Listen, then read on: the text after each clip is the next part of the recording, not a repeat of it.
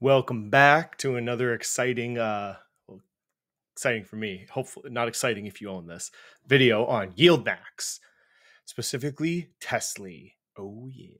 So if you don't have your tissue box, get it ready. You might shed some tears.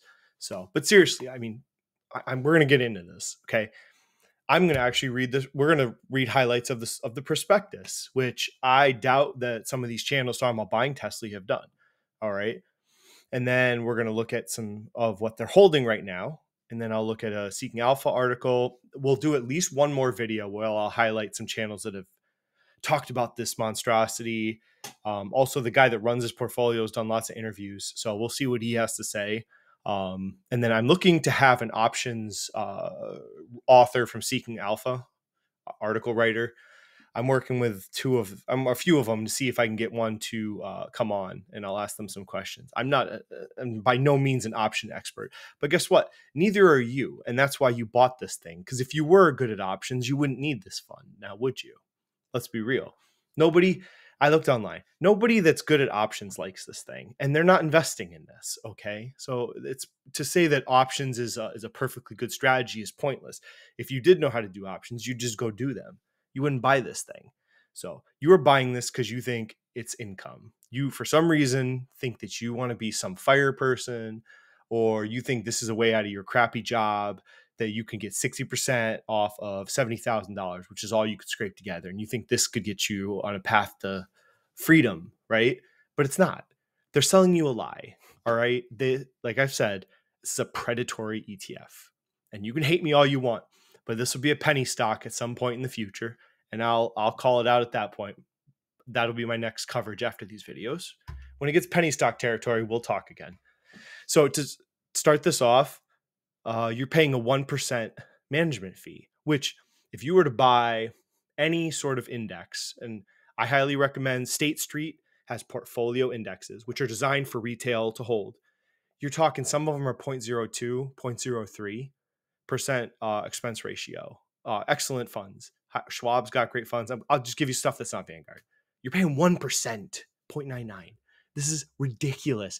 You are paying so much more in management fees than if you just held a broadly diversified index. Even if you wanted to do like JEPI is 0.3.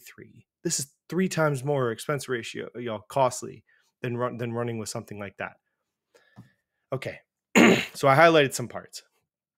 So the fund actively trades ETF. It's an actively traded ETF. Seeks income, maintaining the opportunity exposure to the share price of the common stock Tesla. So TSLY. They have a bunch of other YieldMax. I'm sure they all operate the same, just put in a different stock. Subject to a limit on potential investment gains. We talked about this in the first video. You are capping your gains. If there's one thing I can tell you about this, you are capping your gains. You are not capping your losses. You will lose in the end. That's it. We'll keep going, but that's all you need to know. That will ruin this. That's the flaw of this. It doesn't matter how good these people are at investing or selecting options. You will lose by that alone. Okay. So I look forward to your negative comments. So again, you are subject to limit on potential gains. It keeps saying it. Why do you think it keeps saying it? There's a reason he keeps putting this in the prospectus, because they know what's going to happen in the end and they don't want to be sued. Again, a limit on the fund's participation in gains on the share price of Tesla. Okay. It's like 4 times they've said this. Then we go here. An investment in the fund is not an investment in Tesla. So there's no Tesla shares in this. So this is really weird. So a lot of the other covered call ETFs hold a basket. 70, 80, 90% of it is a basket of stocks. And then there's some sort of contract writing strategy, like puts or calls or something with the other like 10, 20%. Vast majority of them are like that. Then there's some weird QYLD, XYLD. There's so many of these now. SVOL, high. Like I'll cover some more maybe later. But getting back to this, so this fund strategy will cap its potential gains in Tesla shares in value. Again, you're capping your potential gains, but not your losses. The fund strategy is subject to all potential losses if Tesla shares decrease in value. So this fund, you're taking individual stock risk on top of the risks of Now derivatives market investing. So this is just so degenerate. I can't I don't understand the love for this. The only reason people love this because they don't know what they're doing.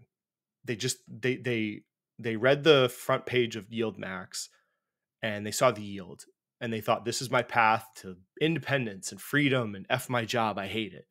But this is an ETF guy. This is a predatory ETF. They know you want to get out of your job and you hate your life and you think this is your path to doing what you want, going hiking. They're selling you false promises. That's why I call this predatory. So now we get into the covered call. Synthetic covered call strategy is similar to traditional covered call. Okay, so they're detailing they don't actually own the shares. So it's synthetic. It's fake. Let's just put it that way. It's fake. Okay. They're writing contracts and they're selling contracts, they're buying contracts, but they don't own the underlying freaking assets. Or you're doing naked you're doing naked calls. So this is degenerate. Let's just put it that way. It's degenerate. Covered call writing, where Tesla call options are sold against synthetic long portion of the strategy, which allows the fund to generate income. So that will show like what they're holding right now. So they have these layered options and put strategy to create the premium, and the premium is what they pay you back. Okay. To achieve a synthetic long exposure, Tesla, the fund, will buy Tesla call options and simultaneously sell put options to try and replicate the movement of Tesla. Okay. So here we go. This is what it's got right now.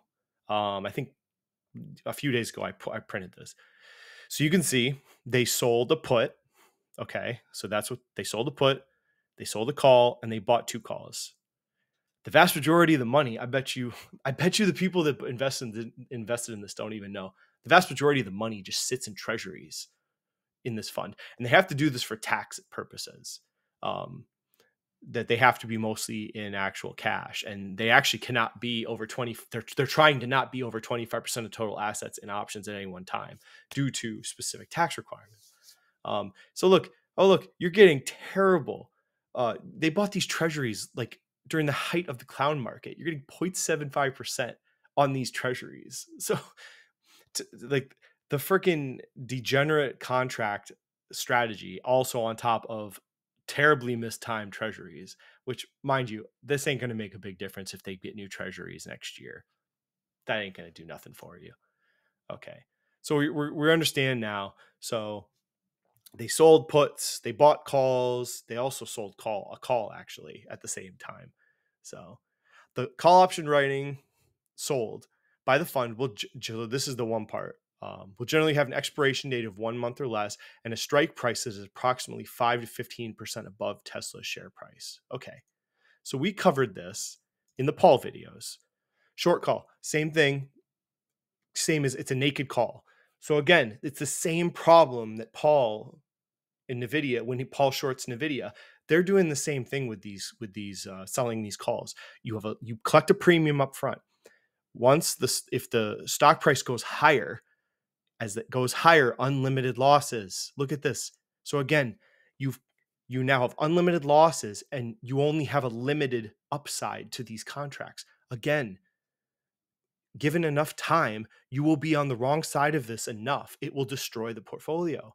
Like you will not, it doesn't even have to happen every month. Just as long as time progresses, there's more chances of them being on the wrong end of these contracts than on the right end as far as profits to losses. Again, unlimited loss, limited premium. You will lose. It just is a matter of how long it's going to take. This is undeniable. So here, as a result of the fund's overall strategy, combination of synthetic long and short call positions will limit the fund's participation in the gains of Tesla's stock price by beyond a certain point. So again, once they are they will be buying contracts, and there's all, and then they're selling, and it's just this whole mess. So here's what they're doing, and I already showed you what they have currently. So nothing's really long. Okay, so the basic, in essence, they are selling puts and buying calls. That's basically in essence what they're doing. And again, so here's a chart for that. You want to buy calls. Okay. So again, they buy a call. So they have 2 right now. You premium. Now you have to get the stock to go past So here's the price of the stock goes, when you factor in the premium, you got to get the stock to go up. This area has to get through, and then you make profits. So again, here's where you lose. You lose right there. So over time, you won't make profit. Just think about it logically. You don't create money in the stock market. So if you're buying a contract, there's a winner and a loser. Sometimes they'll win, sometimes they lose. As they lose, they're going to keep deteriorating the value of the ETF, which means they won't have as much funds available to buy or sell contracts and do this derivative strategy, which means they probably are going to have to take riskier contracts on. So did you see when it said that they would make they would sell these contracts 5 to 15% outside of the current price of Tesla? So optimally, you want to be as far away as possible when you're writing these contracts to mitigate the loss. The farther away you are, the less likely you will be to lose on the deal. So you get the premium up front. You want to buy contracts high as you can from the stock price because you don't want it to get past that price, otherwise unlimited losses. So, but 5 to 15. Obviously they should go 15% up, but then you get less premium because it's less the likelihood of getting there is less. So the market obviously prices that into the contract. You get less money, less premium. So they're going to have to decide, do we go riskier? Do we do this freaking naked call crap closer to the strike price where there's a greater occurrence of it happening to generate more premium, or do we keep it high and then you're going to generate less premium? So like these are all losing decisions that they're going to have to make. Trading risk of Tesla. The trading price of Tesla may be highly volatile and could continue to be subject to wide fluctuations. So the fluctuation, the volatility help with the premiums you generate in these contracts. You want volatility because if it's highly volatile, you're making bets on the price of the company. The more volatile it is, the higher the premium because the chances of it happening are greater. So this is the way it's a gambling basically. Okay. So and over time you'll see like Chevron, I think they have a YieldMax Chevron. It's going to generate a lower yield than TSLY over time, the longer these things operate, because they can't generate as much premium from Chevron because it's a lower volatility stock. It's not going to generate as much premium in these contracts. Okay. Derivatives risk. Now we're in the risk of these that they identify. So in the prospectus, they identify risks to you with the ETF. The use of derivatives is a highly specialized activity that involves investment techniques and risks different from those associated with ordinary portfolio securities and transactions. The use of derivatives may result in large losses and smaller gains. Again, larger losses, smaller gains than directly investing in security. How many times have they said this in here? This will destroy you. Boom. So counterparty risk. Okay. Here we go. Price participation risk. The fund employs an investment that includes the sale of call options, which limits the degree to which the fund will participate in the increase in value of Tesla over call period. This means that if Tesla experiences an increase in value above the strike price of the sold call option during the call period, the fund will likely not experience the increase to the extent it significantly underperformed Tesla over call period. Additionally, because the fund is limited to the degree in which it participates in an increase in the value experienced by Tesla over call period, but has full exposure to the decreases in value experienced by Tesla over the call period, the NAV of the fund may decrease, and it will, over a given time. The fund's NAV is dependent on the value of each option portfolio, which is principally upon the performance of Tesla. So I will show you. So we talked about this before. This is November. So here's what we've been saying. I have another chart that shows it. This might be better. So this is 1 month.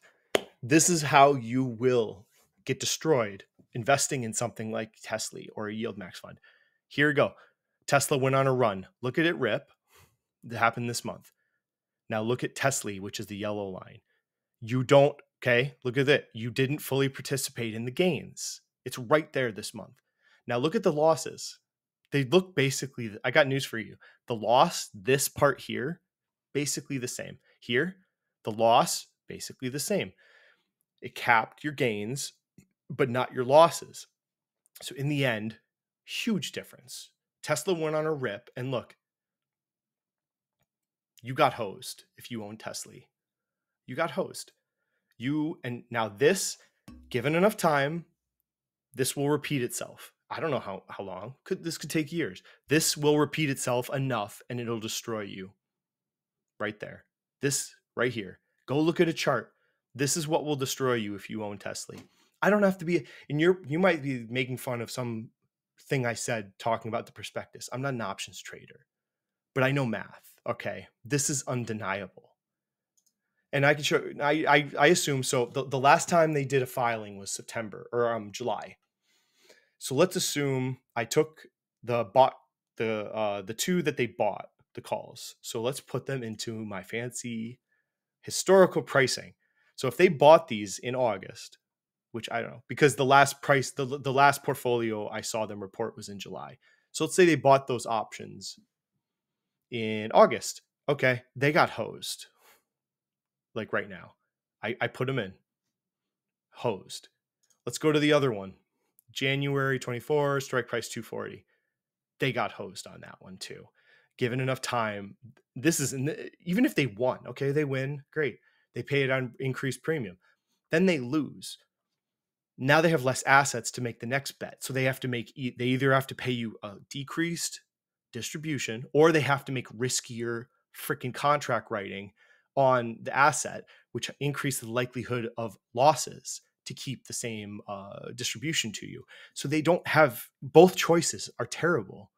It doesn't matter how good this guy is or bad he is at options. This whole strategy is flawed to the core. You will never succeed. This is just the deterioration of assets.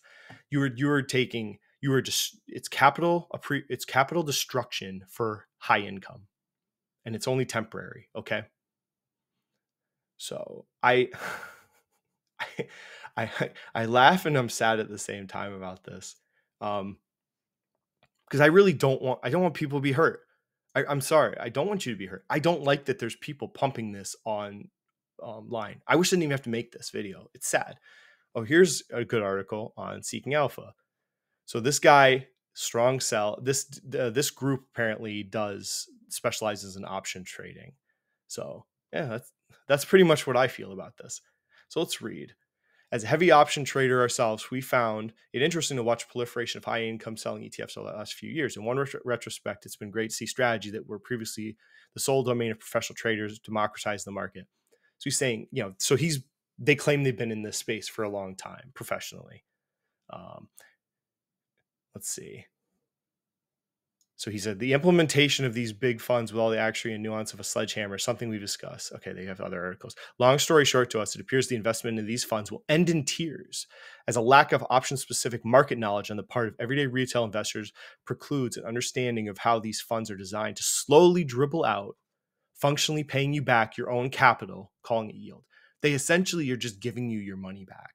And there's another fund, SPYI, I think. He literally says that they're returning your own capital to you in payments. And he said it in interviews. Like, okay, so they're just giving your money back to you. Why? And you're going to tell me, oh, well, they're doing that because of tax reasons with the IRS. Again, I thought the whole point of investing was to buy things that appreciate in value over time, not give someone money and they give it back to you. That's not what this is about. So most of the, I'll probably cover most of these covered call ETFs. A lot of them they'll do calls or they'll sell contracts for SPY or QQQ. So they at least they don't have the risk of single stock exposure like TSLY. Because believe you me, the fact that they buy calls, if Tesla's share price gets obliterated some month with some disastrous news, which is a highly volatile stock, could happen. I mean, TSLY's wreckage will be the same as Tesla, if not worse. So you cap your gains, but if Tesla, a highly volatile company and stock, and the risks of cars, which are cyclical market, and electric vehicles and robo-taxis, you're taking all this risk on, and you don't even get to partake in the benefits of the upside. If Elon does make it work, you don't get to benefit in all the upside, but you will get destroyed on the downside with Tesla investors if that happens. So they break down in this article, TSLY works, what your money is doing. So the transaction, they buy treasuries. Okay, we already covered that. 60% of the fund is when they wrote this article. is based on that, which garbage yield on those treasuries. Many of the covered falls actually own the underlying shares. However, YieldMax, like we said, it's all synthetic. They don't own anything. Okay. So we will go down. So they talk about, okay, here, this is a variant of a poor man's covered call tactic that some traders with a low amount of capital use to trade higher price positions with leverage. At this moment, it looks like the fund is operating 1 times leverage, but it's an additional risk to monitor. They could try and bring leverage in if this fund starts going down and down and down. Right now, they're not using leverage per se, but in the future, they might start taking on leverage to increase the premium that they can generate because they are losing assets constantly because of, like we've covered, not capping the upside, not the downside. So why we think TSLY will lose money. Once you strip out the complexity, TSLY is most easily understood as a similar product QYLD. Yes, we'll cover that one at some point, actually. I will do QYLD. So instead of writing calls on a volatile market index, it writes calls on the most volatile stock in the market, one of the most volatile stocks in the market, Tesla. This amplifies all the risks from QYLD. I'll probably read their article on that. So the main problems they had with QYLD, the option selling is a mechanistic. It doesn't allow for context-based trading. So they're saying like there's a nuance for professionals in this space, and these funds don't represent that. The funds pay a distribution even if money is lost in the transaction. So if they lose in their bets on these contracts, they still pay you out, which means that they have less funds in the future to do more options writing. You would almost want, I hate to even say it, but if you would find a fund to do this where if there was a month that they lost, they don't pay you a distribution, that would actually, it's not the worst thing in the world. I mean, you don't get the premium, but it would make sense. If their bets fail, they don't pay you a distribution, so they don't continue to bleed assets over long periods of time that they dribble out to you. So here, why is TSLY a trap? He's going to say the same thing I did. Being more volatile instrument, it's even worse. Okay. Swing price action could lead to more situations where the price appreciation gets stuffed, and more situations where the farther the out of the money calls sold provide negligible protection during sell-offs. So they're saying when they sell those puts, if there's since it's a highly volatile stock, Tesla, if it has a huge downward drop like they're showing here, you're going to lose. So if the stock price goes down far enough, those puts they sold, which the one they have currently, I don't think they're up on actually. So if we look at, so the put they have right now, 240. As of right now, I think Tesla's price is below this. So they're underwater on this, this put they sold, because I think Tesla's like 238 right now. So they're on the losing side of that transaction right now. So here, Tesla's performance separates from TSLY as call option ceilings kick in, to prevent price growth, the cost of the yield. You are paying, the premium comes at the expense of upside on the investment, and this will kill you in this over given long enough period of time, enough losses, this will crush this fund. But when it dumps, you get all the downside on those puts, unlimited. On the upside, you don't get benefits past a certain point. I already showed you in the chart in November.